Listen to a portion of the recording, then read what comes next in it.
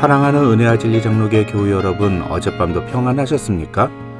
오늘도 하나님과 사람들을 대하는 태도들을 통해서 우리가 예수 그리스도의 제자임을 세상에 보여주는 저와 여러분이 되시기를 주님의 이름으로 축원합니다. 오늘 새벽에 만나보면은 마태복음 24장 15절로 37절입니다. 마태복음 24장 15절로 37절을 제가 읽어드리겠습니다. 그러므로 너희가 선지자 다니엘이 말한 바 멸망에 가증한 것이 거룩한 곳에 선 것을 보거든 읽는 자는 깨달을진저 그때 유대에 있는 자들은 산으로 도망할지어다. 지붕 위에 있는 자는 집 안에 있는 물건을 가지러 내려가지 말며 밭에 있는 자는 겉옷을 가지러 뒤로 돌이키지 말지어다. 그날에는 아이 벤 자들과 젖먹이는 자들에게 화가 있으리로다. 너희가 도망하는 일이 겨울에나 안식일에 되지 않도록 기도하라. 이는 그때에 큰 환난이 있겠음이라. 창세로부터 지금까지 이런 환난이 없었고 후에도 없으리라. 그날들을 감하지 아니하면 모든 육체가 구원을 얻지 못할 것이나 그러나 택하신 자들을 위하여 그 날들을 감하시리라. 그때에 사람이 너희에게 말하되 보라 그리스도가 여기 있다 혹은 저기 있다 하여도 믿지 말라. 거짓 그리스도들과 거짓 선지자들이 일어나 큰 표적과 기사를 보여 할 수만 있으면 택하신 자들도 미혹하리라. 보라, 내가 너희에게 미리 말하였노라. 그러면 사람들이 너희에게 말하되 보라 그리스도가 광야에 있다 하여도 나가지 말고 보라 골방에 있다 하여도 믿지 말라. 번개가 동편에서 나서 서편까지 번쩍인 같이 인자의 임함도 그러하리라. 주검이 있는 곳에는 독수리들이 모일 것이니라. 그날 환난 후에 즉시 해가 어두워지며 달이 빛을 내지 아니하며 별들이 하늘에서 떨어지며 하늘의 권능들이 흔들리리라. 그때 인자의 징조가 하늘에서 보이겠고 그때 땅의 모든 족속들이 통곡하며 그들이 인자가 구름을 타고 능력과 큰 영광으로 오는 것을 보리라. 그가 큰 나팔 소리와 함께 천사들을 보내리니 그들이 그의 택하신 자들을 하늘 이 끝에서 저 끝까지 사방에서 모으리라. 무화과 나무의 비유를 배우라. 그 가지가 연하여지고 잎사귀를 내면 여름이 가까운 줄을 아나니 이와 같이 너희도 이 모든 일을 보거든 인자가 가까이 곧 문 앞에 이른 줄을 알라. 내가 진실로 너에게 이르노니 이 세대가 지나가기 전에 이 일이 다 일어나리라. 천지는 없어질지언정 내 말은 없어지지 아니하리라. 그러나 그 날과 그때는 아무도 모르나니 하늘의 천사들도 아들도 모르고 오직 아버지만 아시느니라. 노아의 때와 같이 인자의 임함도 그러하리라. 지난주 금요일에 살펴본 1절로 14절을 통해서 우리는 마태복음 24장에 기록된 내용은 우리가 흔히 생각하는 종말의 때에 대한 징조가 아니라 예루살렘 성의 멸망과 예루살렘 성전의 파괴에 대한 예언이라는 사실을 이야기했습니다. 그것을 통해 우리는 종말의 때에 있을 징조가 아니라 그런 종말의 때를 살아가는 사람들이 가져야 할 바른 자세에 대해서 말씀하시는 예수님의 말씀에 더 주목해야 한다고 했습니다. 오늘 본문인 15절부터 37절에서도 이런 내용은 계속됩니다. 이 15절로 37절은 크게 5개의 내용으로 구분됩니다. 먼저 15절로 22절에서 예수님은 예루살렘 성전이 멸망할 때에 유대인들이 겪게 될 비참한 현실에 대해서 말씀하십니다. 15절을 보면 그러므로 너희가 선지자 다니엘이 말한 바 멸망에 가증한 것이 거룩한 곳에 선 것을 보거든 이라고 말씀하시는데 이것은 다니엘서 9장 27절과 11장 31절 그리고 12장 11절에 기록된 내용을 의미한다고 학자들은 설명합니다. 이 다니엘서에 기록된 내용들이 의미하는 것은 결국 예루살렘 성전이 이방인들의 손에 의해 파괴될 것이라는 내용입니다. 그래서 본문 15절에 나오는 멸망에 가증한 것이 거룩한 곳에 선 것을 보거든 이라는 표현은 곧 이방인이 예루살렘 성전에 침입하여 성전을 파괴하는 장면을 보거든 이라는 의미라고 학자들은 설명합니다. 16절로 22절에서 예수님은 그때의 유대인들이 겪게 될 비참한 현실에 대해서 말씀하십니다. 많은 사람들이 여기에 기록된 내용의 의미를 하나하나 자세히 해석하려고 하지만 사실 그 내용은 그리 중요한 게 아닙니다. 이 16절로 22절에서 예수님이 말씀하시는 내용들은 그만큼 당황스럽고 또 비참한 현실을 맞이하게 될 것이라는 의미입니다. 실제로 예루살렘은 AD 67년부터 70년까지 4년에 걸친 로마 제국의 공격을 받아 거의 폐허가 되어버립니다. 특히 이 시기에 로마군이 사용한 전략은 예루살렘 성을 고립시키는 것이었고 그 결과 예루살렘 성에 갇힌 유대인 중에는 자식을 잡아먹는 경우도 있었다고 합니다.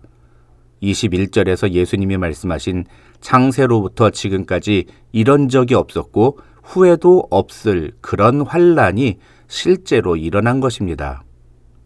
두 번째 부분은 23절에서 28절인데 여기서 예수님은 그때에 나타날 거짓 그리스도와 거짓 선지자들에 대해 조심하고 그들의 미혹에 넘어가지 말라고 경고하십니다. 여기서 우리가 주목해야 하는 것은 24절입니다. 24절을 보면 예수님은 거짓 그리스도들과 거짓 선지자들이 큰 표적과 기사를 보여줌으로써 할 수만 있다면 택하신 자들도 미혹할 것이라고 말씀하십니다. 여기서 우리가 주목해야 하는 것은 두 가지입니다. 첫째는 인간이 무슨 특별한 능력을 행사하거나 대단한 결과를 도출해낸다 하더라도 우리는 인간에게 미혹되어서는 안 된다는 것입니다. 무슨 말이냐 하면 누군가 나타나서 마치 엄청난 기적과 능력을 행사한다 하더라도 그 능력을 보고 그 사람에게 마음을 빼앗기면 안 된다는 것입니다. 왜냐하면 그런 초인적인 능력은 사탄도 얼마든지 행할 수 있는 것이기 때문입니다. 둘째로 예수님은 사단이 그런 능력을 통해서 택하신 자들도 미혹할 것이라고 말씀하신다는 것입니다. 무슨 말이냐 하면 나는 분명한 복음에 대한 확신이 있다 하고 자신만만해하지 말라는 것입니다. 실제로 1980년대에 한국에 있는 아주 유명한 대학의 기독교 서클 회장이 문선명이와 토론을 통해서 통일교를 박살내겠다고 하다가 나중에 문선명의 핵심 멤버가 되었다는 이야기가 있었습니다.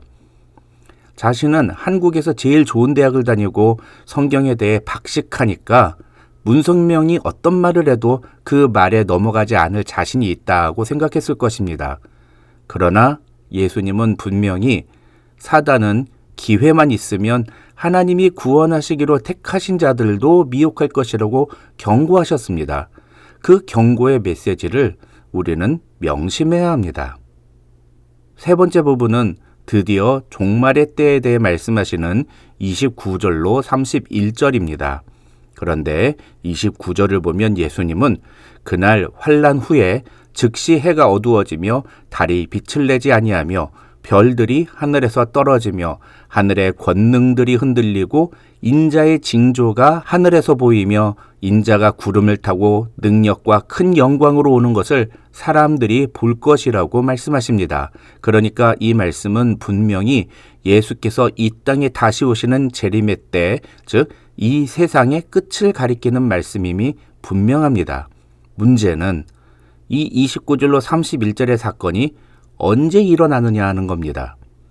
한글 성경만 놓고 보면 그 날은 앞에 15절로 28절에서 예수님이 말씀하신 그 환란이 끝난 후 즉시 임하는 것처럼 느껴집니다. 그러나 그래서 예수님은 6절에서 이런 말씀을 먼저 하셨습니다. 난리와 난리 소문을 듣겠으나 너희는 삼가 두려워하지 말라. 이런 일이 있어야 하되 아직 끝은 아니니라. 무슨 말입니까? 전쟁이 계속 이어지고 그런 일들을 통해 너희가 이제까지도 없었고 앞으로도 없을 것만 같은 그런 대환란의 때를 겪겠지만 그래서 너희가 생각하기에는 이제 곧 주님이 다시 오실 것이라고 생각하겠지만 아직 끝은 아니다 라고 말씀하시는 것입니다. 그럼 그때는 언제입니까? 36절과 37절에서 예수님은 그에 대해 이렇게 말씀하십니다. 그 날과 그때는 아무도 모르나니 하늘의 천사들도 아들도 모르고 오직 아버지만 아시느니라. 노아의 때와 같이 인자의 임함도 그러하리라. 그렇다면 이 29절로 31절에서 예수님이 말씀하시는 것을 우리는 어떻게 이해해야 할까요? 분명히 주님이 재림하시는 종말의 때에는 29절로 31절에서 예수님이 말씀하신 그런 징조들이 나타날 것입니다. 그것은 어떤 특정한 사람들에게만 나타나는 현상이 아니라 땅의 모든 족속들이 두 눈으로 직접 보는 그런 초자연적인 현상입니다. 이것을 3차원의 세계에서 살고 있는 우리 인간은 도저히 설명할 방법이 없습니다. 그러나 예수님이 다시 이 땅에 오시는 그 모습을 이 지구에 있는 모든 사람들이 다 눈으로 볼 것이라고 분명히 말씀하셨습니다. 그것이 이 29절로 31절의 의미입니다. 그래서 예수님은 오늘 본문의 네 번째 부분인 32절로 35절에서 무화과 나무의 비유를 통해 우리에게 종말의 시기를 인식하는 영적인 민감성을 가질 것을 주문하십니다. 이 32절로 35절에서 예수님이 말씀하시는 내용은 두 가지인데, 하나는 징조를 보고 종말의 때를 분별하라는 것이고, 다른 하나는 그런 예수님의 말씀은 반드시 실현될 것이라는 것을 잊지 말아야 한다는 것입니다. 그 중에 34절에서 예수님이 말씀하시는 이 세대가 지나가기 전에 이 일이 다 일어나리라는 말씀의 의미를 예루살렘 성의 멸망으로만 해석해야 한다는 학자들과 종말의 징조가 나타나는 시기 전체를 가리키는 것이라고 주장하는 학자들이 있습니다. 저는 이 경우에는 종말의 징조가 나타나는 전체 시기를 가리키는 것이라고 해석하는 경우를 지지하는데, 그래야 오늘 우리도 이 말씀을 통해서 예수님의 재림을 준비하며 그에 맞는 삶의 태도를 갖고 살 수 있기 때문입니다. 마지막으로 36절과 37절에서 예수님이 다시 오시는 종말의 때는 아무도 모르고 아버지만 아시지만 그때는 반드시 노아의 때와 같이 다시 임할 것임을 우리에게 말씀하십니다. 그렇다면 우리는 이 말씀에 근거하여 어떤 태도를 취해야 할까요? 다시 말해서 오늘 우리는 이 말씀을 어떻게 적용해야 할까요? 답은 하나입니다. 우리가 살고 있는 지금 이 시간이 바로 종말의 때임을 기억하고 항상 언제 주님이 다시 오시든 주님을 기쁘게 영접할 수 있도록 준비된 자세를 가지고 살아야 합니다. 그러기 위해 우리는 영적으로 깨어 있어야 합니다. 오늘도 종말의 때를 살아가는 성도로서 항상 깨어 있는 주님의 자녀들이 되시기를 주님의 이름으로 축원합니다.